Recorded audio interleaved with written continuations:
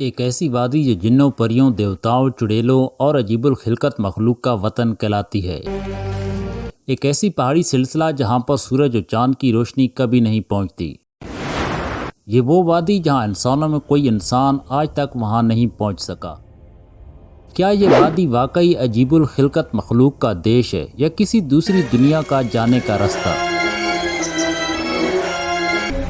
Video کی جانب بڑھتے ہوئے ہمارے چینل اوان وائس کو سبسکرائب کرنا نہ بھولیں۔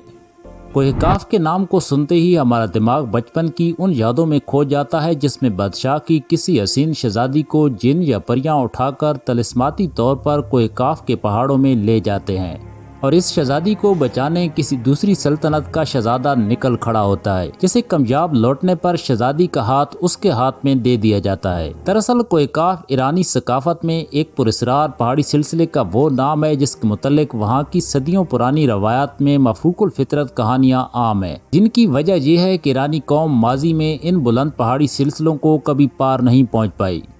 ایرانیوں کی دیکھا دیکھی یہ مفہوم الفطرت کہانیاں برصغیر پاک و ہند میں بھی مشہور ہو گئیں اور سینہ بسینہ آگے بڑھتی گئیں۔ جبل کاف یا کوہ کاف مشرق وسطیٰ اور عربوں کی مشہور افسانوی سلسلوں میں ایک مشہور پہاڑی مقام کو کہا جاتا ہے۔ چمکتے زمرد سے بنا یہ پہاڑی سلسلہ جنوں پریوں کا وطن کہلاتا ہے، مگر ایرانی روایتیں اس علاقے کو شمالی قفقاز کے علاقوں کا حصہ قرار دیتی ہیں۔ کوئی بھی ایسی انسانی حکومت نہیں گزری جو آج تک اس علاقے پر قابض آ سکی ہو، کیونکہ قدیم علم نے ان بلند پہاڑی سلسلے کو قدیم پراسرار علم میں ڈھانپ رکھا تھا۔ کوہ کاف کے اس قدیم پہاڑی سلسلے کو زمین کا دور دراز کہا جاتا ہے، جسے خاص کر پراسرار کہانیوں کی بنا پر شہرت ملی۔ ان شہرت پانے والی کہانیوں میں خاص کر مشہور کہانیاں پریوں کی سرزمین، زرتشت کی سرزمین، سیو شناس کا میدان جنگ، ایرانی استیری یا مخلوق سیمور کا گھونسلہ سمجھا جاتا ہے۔ کوہ کاف کے بارے میں مشہور ہے کہ یہ پہاڑ سبز زمرد پر مشتمل ہے اور اس نے آسمان کو سبز رنگ عطا کیا۔ امام قزوینی نے لکھا کہ کوہ کاف کئی علاقوں میں پھیلا ہوا 70 زمین چاندی کی، 70 سونے کی اور 70 زمین مشک کی ہے۔ عربی روایتوں کے مطابق کاف سب سے اونچا پہاڑ تھا جو اللہ کی طرف سے زمین کو سہارا دینے کے لیے بنایا گیا، اور دنیا میں پھیلا تمام پہاڑی سلسلہ زیر زمین کوہ کاف سے جڑا ہے۔ یوں عربی روایت کے مطابق کوہ کاف تمام پہاڑی سلسلے کا باپ ٹھہرا۔ زکریا القزوینی نے 13ویں صدی میں عجائب المخلوقات و غریب الموجودات پر کتاب شائع کی، جو کہ ابتدائی جدید اسلامی معاشرے میں اثر انداز تھا۔ قزوینی کی کاسمیولوجی کے مطابق آسمان کو خدا نے تھام رکھا تاکہ وہ زمین پر نہ گرے۔ اس زمین پر پھیلا چاروں اطراف پہاڑوں کا سلسلہ، جس میں کوہ کاف کی سربراہی میں تمام پہاڑوں کو ایک جگہ پر منجمد رکھتا ہے۔ عظیم صوفی شاعر جلال الدین محمد رومی کی بہت سی تحریروں میں سے لیا گیا ایک ترجمہ ہمیں طاقتور سکندر ذوالقرنین نے آب حیات کی تلاش میں مشرق کی جانب کوہ کاف کا سفر کیا۔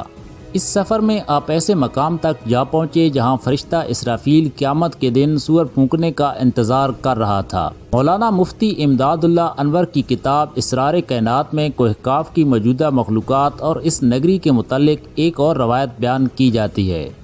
ابن عباس رضی اللہ عنہ سے مروی ہے کہ رسول کریم صلی اللہ علیہ وسلم ہمارے پاس تشریف لائے۔ اس وقت ہم حلقہ بنائے مسجد نبوی میں موجود تھے۔ آپ صلی اللہ علیہ وسلم فرمانے لگے کہ آپ کیا کر رہے ہو؟ ہم نے عرض کی ہم لوگ سورج کے متعلق غور کر رہے ہیں کہ سورج کا طلوع اور غروب ہونا کیسے ہوتا ہے۔ حضور پاک صلی اللہ علیہ وسلم نے فرمایا تم لوگوں نے اچھا کیا، مگر مخلوق میں فکر کرنا، خالق میں فکر نہ کرنا، کیونکہ اللہ جس کے لیے جو چاہتا ہے پیدا کرتا ہے۔ تم اس سے تعجب کرو کہ کوہ کاف سے آگے 7 سمندر ہیں، ہر سمندر 500 سال سفر کرنے کے برابر طویل ہے، اور ان کے آگے 7 زمینیں ہیں جن کا نور ان کے باسیوں کے لیے چمکتا ہے۔ اس کوہ کاف کے آگے 70,000 مخلوقات ہیں جنہیں پرندوں کی شکل میں پیدا کیا گیا اور وہ اڑتی ہیں۔ ان کا کھانا بھی ہوا کا، ان کا پینا بھی ہوا کا، ان کا لباس بھی ہوا کا ہے، ان کے برتن بھی ہوا کے ہیں، ان کے جانور بھی ہوا کے، ان کے جانوروں کے پاؤں قیامت قائم ہونے سے پہلے کبھی زمین پر نہیں ٹکیں گے۔ ان کی آنکھوں ان کے سینوں میں، ان میں سے ہر ایک دفعہ سوتا ہے تو اس کا رزق اس کے پاس ہوتا ہے۔ ان مخلوقات کے پیچھے 70,000 مخلوقات اور ہیں، ان کے پیچھے اللہ کا عرش کا سایہ اور اللہ کے عرش کے سائے میں 70,000 اور مخلوقات ہیں، اور وہ یہ نہیں جانتے جانتے کہ اللہ تبارک و تعالیٰ نے حضرت آدم کو پیدا کیا اور نہ ابلیس کو جانتے ہیں اور نہ ہی ابلیس کی اولاد کو جانتے ہیں، جبکہ اللہ سبحانہ و تعالیٰ کا یہ ارشاد بھی اور وہ ایسی مخلوق پیدا کرے گا جن کو تم نہیں جانتے۔ اللہ نے تمام دنیا کے گرد اس پہاڑ کو تخلیق کیا اور یہ پہاڑ اس دنیا میں ایسے موجود ہے جیسے ایک انگلی میں انگوٹھی۔ کوہ کاف کا سفر کرنا ناممکن کیونکہ کہا جاتا ہے کہ وہاں تک پہنچنے کے لیے 4 مہینے تک اندھیرے کا سفر کرنا پڑے گا۔ اس پہاڑ کے بارے کہا جاتا ہے کہ نہ وہاں کبھی سورج اور نہ کبھی چاند کی روشنی پہنچ پائی، حتیٰ کہ وہاں پر رہنے والی مخلوق کو یہ بھی نہیں پتا کہ اللہ نے چاند و سورج کو بھی تخلیق کیا۔ وہاں تک پہنچنے والی روشنی کاف پہاڑ کی روشنی ہے۔